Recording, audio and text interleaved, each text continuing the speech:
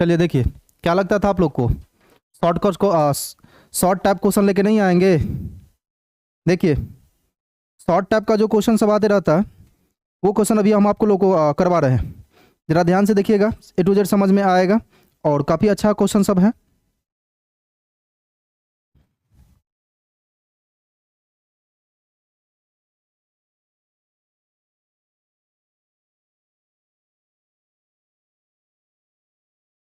दो नंबर में एक ग्राफ का क्वेश्चन आएगा, उसके लिए आपको जो है सो ग्राफ पेज पर बनाने की जरूरत नहीं है।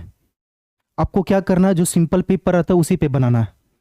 देखिएगा तो ए टू जेड अच्छा तरीका से समझ में आएगा। सबसे पहले एक काम करते हैं, हम आपको क्वेश्चन लिख देते हैं।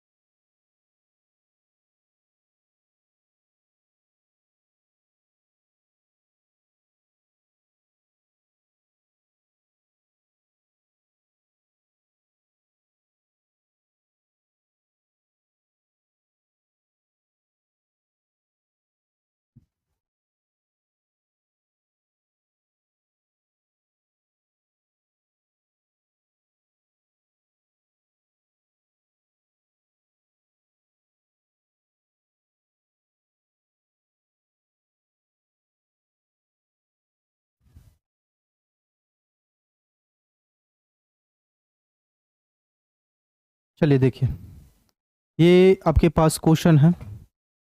इनको जो पूछेगा तो आपको दो नंबर में बनाना है। तो दो नंबर में बनाने के लिए करना क्या है, आपको जो ग्राफ का कॉपी रहेगा ना, एक तरफ क्या करना, आपको एक्सिस को ड्रॉ कर लेना।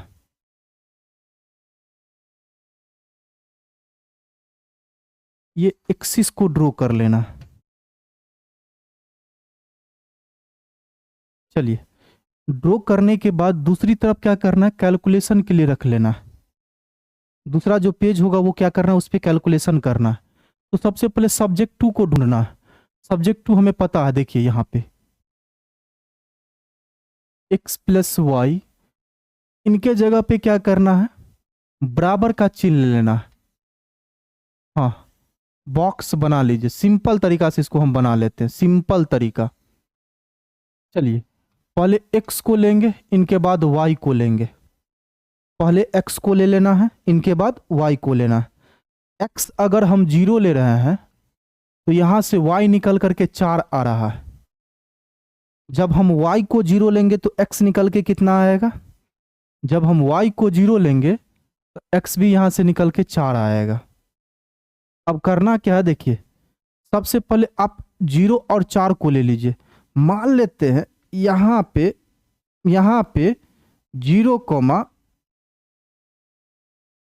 यहाँ पे ये 0,4 आ रहा है। चलिए, इनके बाद फिर 4,0 को लेना। मान लिए यहाँ पे 4, यहाँ पे 4, ये 0 आ गया है। इन दोनों को क्या करना, मिला लेना है। देखिए, हम नए हैं बोर्ड के लिए। चलिए, ये जो अभी ग्राफ खींचे हैं, ये x plus y is equal to 4 का ग्राफ खींचे हैं हम। अब ये ध्यान देना है कि इसमें लेस देन है या ग्रेटर देन है। तो देखिए भैया, यहाँ पर लेस देन है। लेस देन का मतलब जो होता है ना, एक डॉटेड लाइन जो लेना है वो नीचे की तरफ लेना है। अगर ग्रेटर देन रहता तो कहाँ लेते हम, ग्रेटर देन रहता तो ये जो लाइन खींचे इस लाइन के ऊपर लेते। अब देखिए, कॉमन रीजन की बात करें इसमें हम, तो कॉमन रीजन मतलब घेरा के अंदर। ये देखिए, ये जो हम आप लोग को दिखाने की कोशिश कर रहे हैं, इसमें देखिए, इसमें आपको कॉमन रीजन आ जाएगा। यहाँ पे आपको क्या आ जाएगा, कॉमन रीजन यहाँ पे आपको आ जाएगा। देखिए ये देख लीजिए, इसमें डॉट आ रहा है। चलिए इसका नाम हम ओ रख दिए, एक का नाम हम रख देते हैं ए, इनका नाम रख देते हैं बी। अब ओ ए बी सब पॉइंट पर क्या करना है, जेड का मान निकाल लेना है। तो 88, अब देखिए 88 ओ पॉइंट, ओ होता हुआ 0,0, इस पर जेड निकालना है। तो जेड देखिए क्या दिया हुआ है, जेड यहाँ आ जाए 3x + 4y है, जेड है 3x + 4y। चलिए 3 का तो 3 x के जगह पे कितना रखेंगे 0, 4 का तो 4 y के जगह पे 0, तो ये आ जाएगा 0। 88, अब ए के बाद देखिए ए पॉइंट पर निकाल लीजिए, ए पॉइंट कितना 4,0, इन पर जेड निकालना है। तो ये आ जाएगा कितना 3 × 4 प्लस 4 × 0, तो ये आ जाएगा 4 × 12। 88 अब किस पॉइंट पे निकालना है, बी पॉइंट पे निकालना। बी पॉइंट कितना है, बी पॉइंट देखिए तो कितना है 0,4 है, तो इन पर जेड निकालना है। तो ये हो जाएगा 3 × 0 प्लस 4 × 4, ये आ जाएगा आपको 16। ये कितना आ जाएगा 16 आ जाएगा। अब बताइए, मान लीजिए देखिए पहला जो है सो 0, फिर जो है सो 12, फिर 16, मतलब यहाँ पर हमें 3 वैल्यू प्राप्त हुआ है, जिस तीनों में देखिए कहा क्या रहा निकालने के लिए मैक्सिमाइज, मतलब इन तीनों में सबसे बड़ा कौन होगा, तो ये 16 बड़ा होगा, तो इसीलिए मैक्सिमाइज जेड = 16, किस पॉइंट पे 16 है 88। बी पॉइंट कितना भैया 0,4 हो गया आंसर। क्या दिक्कत है इसमें, क्या दिक्कत है इसमें, कोई भी दिक्कत नहीं है, बहुत ही आसान क्वेश्चन था।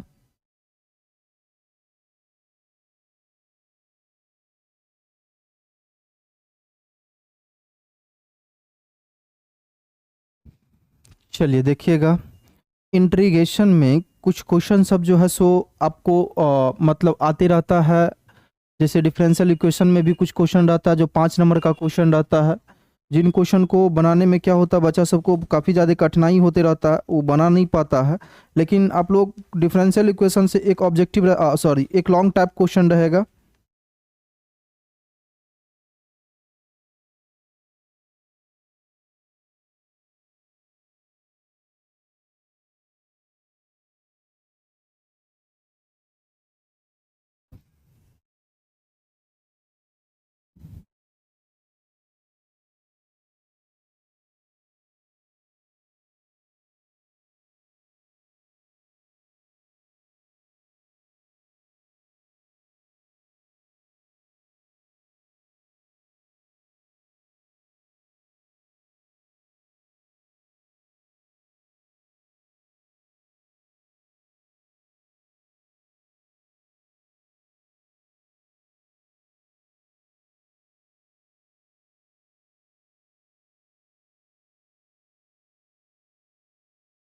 चलिए देखिए ध्यान दीजिएगा,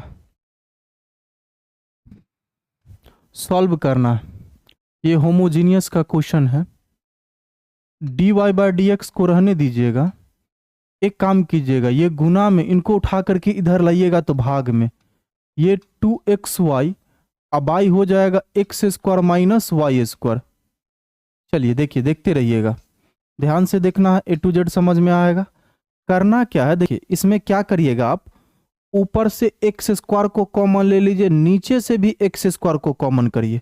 तो ऊपर से जैसे ही हम x² को कॉमन करेंगे तो था तो नहीं, तो ये हो जाएगा 2xy बाई x², और नीचे से अगर हम x² को कॉमन कर रहे हैं तो ये हो जाएगा 1 - y² बाई x²। चलिए ये x² से ये x² खत्म हो जाएगा। खत्म होने के बाद देखिएगा तो ये dy/dx जो है सो भैया ये आ जाएगा। देखिए एक x से x भी ना चल जाएगा, तो बचेगा 2, ये y/x आ जाएगा। इनके बाद नीचे में देखिए 1 का तो 1 माइनस, इनको हम लिख सकते हैं y/x, इनका होल स्क्वायर। अब यहाँ पर क्या करना है, पुट कर देना आपको, y के जगह पे vx, y के जगह पे vx रख देना है। जैसे ही आप y के जगह पे vx रखिएगा तो यहाँ से dy/dx निकलेगा आपको।